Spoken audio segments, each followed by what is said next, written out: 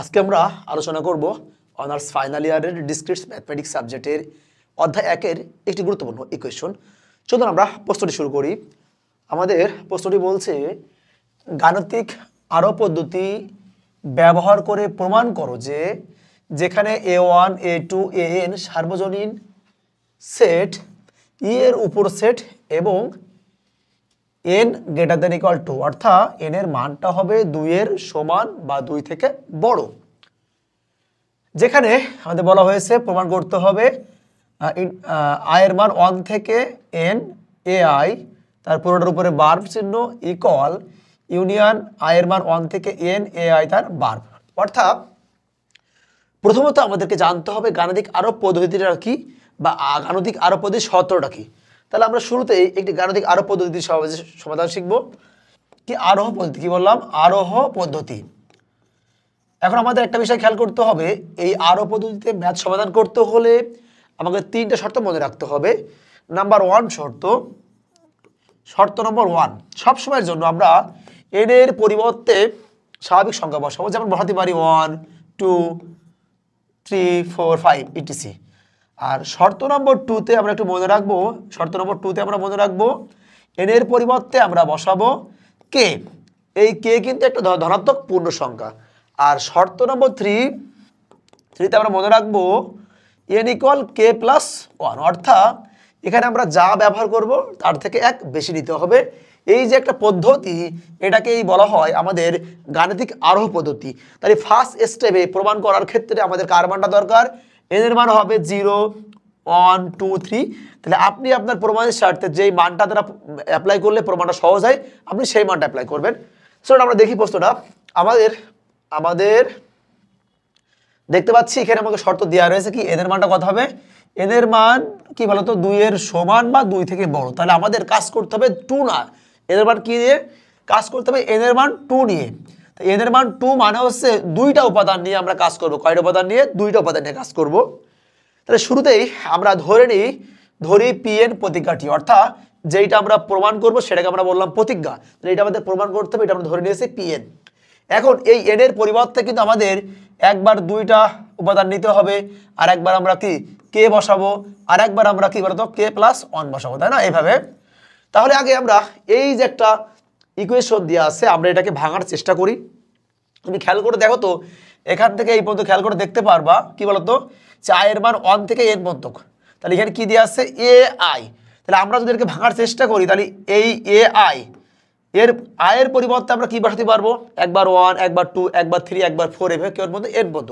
তাহলে সাপোজ আমরা 1 বসালে হবে a1, এটা কি আছে? ইন্টারসেকশন। তাহলে আমরা কি দিলাম? ইন্টারসেকশন। এরপর কি নেব বলো তো? a2 ইন্টারসেকশন কত ডট ডট কত an। কারণ কি আমাদের বলেছে i এর মানটা কত? 1 থেকে n পর্যন্ত। এখন প্রশ্ন হচ্ছে, এই যে সবার উপরে কি রয়েছে? আমাদের সবার উপরে বার্ব রয়েছে, মানে আমরা কি এই সবার উপরে কি দিব? এটা বার্ব দিয়ে দেবো। দেখতে পাচ্ছি আমরা এই পার্টটাকে লিখতে পারি, অর্থাৎ a1 intersection a2 intersection dot dot intersection an। আর সকলের উপরে বার্ব আসছে, আমরা বার্বটা দিয়ে দিয়েছি ইকুয়াল। সেম ভাবে এখানে কি ব্যবহার করা হয়েছে? এখানে কিন্তু কি ইউনিয়ন ব্যবহার করা হয়েছে, আর বার্বটা আছে কার উপরে? শুধু অনলি ফর a1 এর উপরে। তাহলে আমরা লিখতে পারি a1 verb union a2 verb union dot dot an verb. তাহলে আমরা সকলেই এই পর্যন্ত কিন্তু ক্লিয়ার হয়ে বুঝতে পেরেছি। এখন একটা বিষয় আমরা একটু খেয়াল করি, সকলেই খেয়াল করলে আমরা আরো বেশি ক্লিয়ার হয়ে যাব। এখন দেখো এখানে আমাদের কি বলেছে? n এর মানটা হবে কি 2 এর সমান বা 2 থেকে বড়। 2 মানে হচ্ছে 2টা উপাদান সংখ্যা। তাহলে এখানে আমরা দেখতে পাচ্ছি আমাদের উপাদান সংখ্যা কয়টা আছে? n সংখ্যক উপাদান আছে। এই পাশে কয়টা আছে? n সংখ্যক উপাদান আছে। আমরা এখান থেকে কয়টা উপাদান নেব? অনলি ফর 2টা উপাদান নেব, ঠিক আছে? 2টা উপাদান মানে হচ্ছে আমরা a1 a2 নিয়ে কাজ করব, আর এই পাশে কি a1 a2। তাহলে আমাদেরকে এখন প্রমাণ করে কি দেখাতে হবে? প্রমাণ করে দেখাতে হবে যে a1 ইন্টারসেকশন a2 কি verb equal a1 verb union a2 verb. এইটা আমরা প্রমাণ করব, কারণ এখানে প্রথম শর্ত আমরা কি স্বাভাবিক সংখ্যা দ্বারাই প্রমাণ করব। এখন এখানে একটু লেখাটা জটিল ভাবে লেখা রয়েছে, আমরা এটাকে স্কিপ করলাম, এটাকে আমরা কেটে দিলাম। এটাকে না কেটে দিয়ে আমরা একটু ফিরে যাই। আমাদের অনার্স প্রথম বর্ষে শিখেছি না আমরা? কি শিখেছি? ডি ময়ভারের আমরা জানি কি বলতো, A union B prime equal কত বলতো? এ প্রাইম ইন্টারসেকশন কত? বি প্রাইম না? এই যে সেটের এই অঙ্কগুলো আমরা যখন প্রমাণ করতাম, তখন আমরা কি লিখতাম, আমরা লিখতাম আমরা কত লিখতাম, ধরি x belongs to A union কত বি প্রাইম। এটাকে আমরা কি লিখতাম যে x not belongs to A union B, অর্থাৎ প্রাইমটা উঠাই দিতে হলে এই বিলংস টুটা কি হয়ে যায়, নট বিলংস টু হয়ে যায়। তাহলে এটা আমরা আবারও লিখতে পারি কত, যে এক্স নট বিলংস টু এ, এইটাকে বলা হয় কত ইউনিয়ন, মানে এটাকে বলা হয় কত, এটাকে বলা হয় অথবা। কিন্তু কথা হচ্ছে যখন নট বিলংস টু হবে তখন এই অথবা না হয়ে এটা আমাদের কি হবে, এইটা হবে কি এবং। কার জন্য হয়েছে, অনলি ফর নট বিলংস টুর জন্য উল্টা হয়ে যাবে, অথবাটা কি হয়ে যাবে, এবং হয়ে যাবে। তাহলে আমরা এটাকে কি লিখতে পারি, এবং লিখতে পারি। এবং কত এক্স কত নট বিলংস কত বি লিখতে পারি। তাহলে এখান থেকে আমরা দেখতে পাচ্ছি কত, যে X belongs to A prime, এবং মানে কত, এবং মানে হচ্ছে কি বলো, ইন্টারসেকশন কত বলো, এক্স বিলংস টু কত বি প্রাইম। তাহলে এখানেও আমাদের রয়েছে X belongs to A prime intersection কি X belongs to B prime. তাহলে এটাকে আমরা কি বলতে পারি, X belongs to A prime intersection কত বি প্রাইম, এটা বলতে পারি। ওকে, তাহলে আমাদের যে প্রশ্নটি আমরা সমাধান করছি সেই প্রশ্নটিতে আমাদের কি রয়েছে, এখানে কোনো আমাদের ইউনিয়ন নেই, এখানে কি রয়েছে, সরি এখানে আমাদের প্রাইম নেই, এখানে কি রয়েছে, বার্ব রয়েছে। তাহলে সমস্যা নেই। তাহলে আমরা এই যে পার্টটা তাহলে আমরা লিখলাম ধরি, এটা কিন্তু অঙ্কের অংশ, ধরি এক্স বিলংস টু কত বলো তো এ অন ইন্টারসেকশন কত এ টু তার বার। ওকে, এটা ধরে নিলাম। এখন আমাদের কাজ হচ্ছে যদি আমরা এই বিলংস টু মানে এই বারটা উঠে দিই তাহলে বিলংস টু কি হয়ে যাবে, নট বিলংস টু। তাহলে এটাকে লিখতে পারি আমরা x not belongs to A one intersection কত বলো তো এ টু। এখন আমরা সকলেই জানি এই ইন্টারসেকশন মানে কি, এটা মানে হচ্ছে এবং। কিন্তু কার ক্ষেত্রে এবং হয়, ইউনিয়নের ক্ষেত্রে, সরি কার ক্ষেত্রে এবং হয়, আমাদের ইন্টারসেকশনের ক্ষেত্রে এবং হয়, এবং বিলংস টুর ক্ষেত্রে এবং হয়। নট বিলংস টু থাকলে এটা কিন্তু উল্টা লিখতে হবে, অর্থাৎ এটাকে আমরা লিখতে পারি X not belongs to A one অথবা X not belongs to A two. আবারও বলছি, নট বিলংস টু হলে উল্টা লিখতে হবে। আমরা ছোটবেলায় যেটা শিখেছি সেটা ভুলে গিয়ে আজকে উল্টা লেখা শিখবো। তাহলে এখান থেকে আমাদের কাজ কি, আমরা আবারও যদি নট বিলংস টু উঠে দিই তাহলে আমরা কি লিখতে পারবো, এক্স বিলংস টু কত এ ওয়ান বার, তাহলে আর কত অথবা মানে হচ্ছে ইউনিয়ন এক্স বিলংস টু কত এ টু বার। তাহলে এখানেও এক্স বিলংস টু, এখানেও এক্স বিলংস টু লিখতে পারি আমরা কত, লিখতে পারবো যে X belongs to A one bar union A two bar. দেখো তো ভাই আমাদের এটা প্রমাণ করতে হয়েছে কিনা, যে A one bar union A two bar. তাহলে বলতে পারি অর্থাৎ এ ওয়ান বার ইউনিয়ন, এটা পুরোটা হবে কত, যে A one intersection A two পুরোটা bar equal A one bar union A two bar. তাহলে কিন্তু আমরা এখানে কয়টা উপাদানে প্রমাণ করছি, দুইটা উপাদানে প্রমাণ করছি। তাহলে বলতে পারি সুতরাং পি অফ টু সত্য, মানে আমরা এদের পরিবর্তে কয়টা উপাদান নিচ্ছি, কয়টা উপাদান, দুইটি উপাদান। ওকে, তাহলে আমরা একটা বার কিন্তু প্রমাণ করে ফেললাম। এখন আমাদের বাকি রয়েছে কি, আমাদের বাকি রয়েছে যে শর্ত নম্বর 2। আমরা কি জানি বলতো, শর্ত নম্বর 2তে আমরা সকলেই জানি যে আমরা n এর পরিবর্তে কি বসাবো, শর্ত নম্বর 2 আমরা জানি, শর্ত নম্বর 2 কি বলো, শর্ত নম্বর 2তে আমরা জানি যে n এর পরিবর্তে জাস্ট কে বসাবো, কি বসাবো, কে বসাবো। কার পরিবর্তে, n এর পরিবর্তে কে বসাবো। তাহলে বলতে পারি ধরি পি কে সত্য, অর্থাৎ মানে এই যে এটা কার মান, n এর মান। তাহলে কি বললাম, ধরি পি কে সত্য, অর্থাৎ এই সমীকরণে n এর পরিবর্তে আমরা জাস্ট কি বসাবো, কে বসাবো। তাহলে অর্থাৎ কত, i এর মান 1 থেকে কে, এখানে ছিল n মানে এখন কত কে, আর এখানে আছে কত n মানে কে। তাহলে এইটা হয়ে গেল। তাহলে আমাদের 2 নম্বরের কোনো কাজ নাই। তাহলে শর্ত নম্বর 2 শেষ। গাণিতিক আরোপ পদ্ধতির ব্যাপারটা হচ্ছে এমন, 2 নম্বর শর্তে আমাদের কোনো কিছু চেঞ্জ করা লাগে না, শুধুমাত্র জাস্ট n এর পরিবর্তে কেটা বসালেই কাজ ক্লিয়ার হয়ে যাবে। এখন আমাদের বাদ রয়েছে কত, শর্ত নম্বর 3, কি বলতো। তাহলে শর্ত নম্বর 3-এ আমরা কি জানি, শর্ত নম্বর 3-এ আমরা শিখেছি যে আমরা শর্ত নম্বর 3-এ আমরা জানি n এর পরিবর্তে আমরা কত বসাবো, k প্লাস 1। তাহলে এখানে যদি আমরা কি বসাই, n এর পরিবর্তে k প্লাস 1 বসাই, তাহলে বলতে পারি ধরি, তাহলে দেখাতে হবে পি কে প্লাস 1 শর্ত, মানে এটা কি আমাদের ফাইনাল যে রেজাল্টটা আসবে 3 নম্বর শর্ত।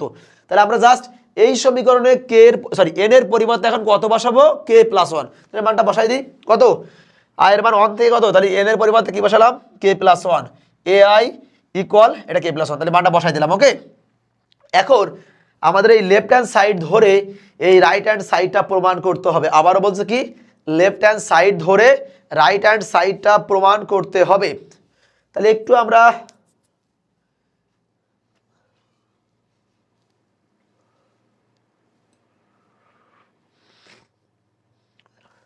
আচ্ছা লিখে এটা ভুল লিখে ফেলেছি, হ্যাঁ ঠিক করে নিতে না, এটা সে কথা হস ইউনিয়ন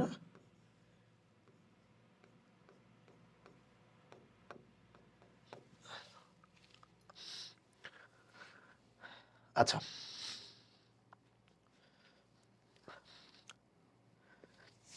তাহলে এখন আমাদের লেফট হ্যান্ড সাইড ধরে রাইট হ্যান্ড সাইডটা প্রমাণ করতে হবে। তাহলে আমরা আমাকে দেখতে পাচ্ছি আমাদের লেফট হ্যান্ড সাইডে কি রয়েছে, লেফট হ্যান্ড সাইডে রয়েছে i এর মান 1 থেকে ইন্টারসেকশন কত k + 1 আর পাশে কত রয়েছে ai রয়েছে। তাহলে এটা হচ্ছে লেফট হ্যান্ড সাইড। তার আগে আমাদের বিভিন্ন ধরনের সম্পর্ক আছে। আমরা একটা সম্পর্ক এমন জানি যে ইন্টারসেকশন k + 1 i = 1, তাই না, a1 এইটা সমান সমান আমরা লিখতে এইটা greater than equal intersection k i = 1 a1 intersection a k + 1, মানে ব্যাপারটা দাঁড়াচ্ছে এইটার মান এইটা থেকে কি হবে সমান হবে বা কি হবে বড় হবে। অর্থাৎ আমরা এই যে পার্টটা লিখলাম এই পার্টের পরিবর্তে আমরা কি বসাতে পারবো, এই পার্টটা বসাতে পারবো। তাহলে আমরা কি জানি যে এই পার্ট সমান কোনটা, এই পার্ট সমান হচ্ছে আমাদের এই অংশটা। ওকে, এখন আমাদের গুরুত্বপূর্ণ ইকুয়েশনটা একটু দেখতে হবে। আমরা সবাই সেই ডি ময়ভারের উপপাদ্যে ফিরে যাব। কিসে ফিরে যাব, ডি ময়ভারের উপপাদ্যে ফিরে যাব। দেখো আমরা এই বলেছে ডি ময়ভারের সূত্র হতে পাই, তাহলে আমরা জানি এটা কিন্তু ম্যাথের বাইরে, কি জানি যে আমরা জানি ডি ময়ভারের সূত্র কি বলতো, যে A intersection B prime equal হবে এ প্রাইম ইউনিয়ন কত বি প্রাইম। তাহলে একটুখানি খেয়াল করে দেখো তো ভাই, সাপোজ এটা যদি আমাদের কি এইটা যদি আমাদের কি হয় এ হয় আর এটা যদি বি হয়, তাহলে টোটাল পার্টটার উপর কি রয়েছে বার্ব রয়েছে। এখানে বার্বটা মানেই কিন্তু আমাদের কি বলতো প্রাইম। তাহলে এইটার পরিবর্তে আমরা কি লিখতে পারবো স্পেসিফিকভাবে এ প্রাইম ইউনিয়ন বি প্রাইম, অর্থাৎ লিখতে পারবো কি এ বার ইউনিয়ন বি বার। তাহলে এখানে এ মানে কোনটা, এ মানে আছে এই পার্টটা, তাহলে এই পার্টটার উপরে বার্ব দিলাম আর এই পার্টটার উপরে বার্ব দিলাম। তাহলে এটা কিভাবে এসেছে ডি মর্গানের সূত্র ব্যবহার করে বা ডি মর্গানের সূত্র দ্বারা। তাহলে দেখতে পাচ্ছি আমাদের প্রমাণ কিন্তু প্রায় হয়ে গিয়েছে। এখন দেখো আমরা প্রথম যেই পার্টটা প্রমাণ করেছি এটা খেয়াল করে দেখো তো, যে পি কে সত্য। এখানে আমরা কোন মানটা পাইছি, এখানে আমরা জানি যে i এর মান 1 থেকে k ইন্টারসেকশন ai মানে হচ্ছে এই মানটা না। তাহলে এখানে এই যে একটা পার্ট পাইছি এর পরিবর্তে মানে এইটার পরিবর্তে আমরা এখন কোনটা বসাতে পারবো, যে i এর মান 1 থেকে u k ai। তাহলে আমরা কিন্তু এই মানটা জাস্ট বসাই দিলাম। কোন থেকে পাইছি আমরা, এই যে প্রথম যে পার্টের প্রমাণ করছিলাম এখান থেকে আমরা মানটা নিয়ে এখানে বসিয়ে দিয়েছি, এটা যা ছিল তাই। এখন এইটাকে আবার এই যে একটু আগে এইটা যেমন ভাবে আমরা লিখেছিলাম সেম একইভাবে কিন্তু আমরা এটা লিখতে পারি। তাহলে দেখো তো ফাইনালি আমাদের কি প্রমাণ করতে বলেছে, ফাইনালি বলেছে এইটা প্রমাণ করতে। দেখো তো এটা প্রমাণ হয়ে গেছে না, হয়ে গেছে। তাহলে আমরা বলতে পারি এখন ইহা নির্দেশ করে পি কে প্লাস 1 এর জন্য সত্য। অর্থাৎ সুতরাং আমরা ফাইনালি বলতে পারি যে গাণিতিক আরোপ পদ্ধতির সাহায্যে বলা যায় পৃথিবীতে যত এন আছে অর্থাৎ সকল এন এর জন্যই কিন্তু কি ইহা সত্য। তাই এখানে বলেছে যেহেতু পি অফ 2 সত্য এবং শর্তায়ন P K tends to P K plus 1 সত্য, সুতরাং গাণিতিক আরোপ পদ্ধতি অনুসারে n greater than equal to এর জন্য পি এন সত্য। অর্থাৎ সকল এন এর জন্য এই ইকুয়েশনটা সত্য। আমার মনে হয় এই ক্লাসটি তোমরা শুরু থেকে শেষ পর্যন্ত করলে ইনশাআল্লাহ খুব ইজিলি বুঝতে পারবা। আজকের এই পর্যন্তই, দেখা হবে পরবর্তী ক্লাসে।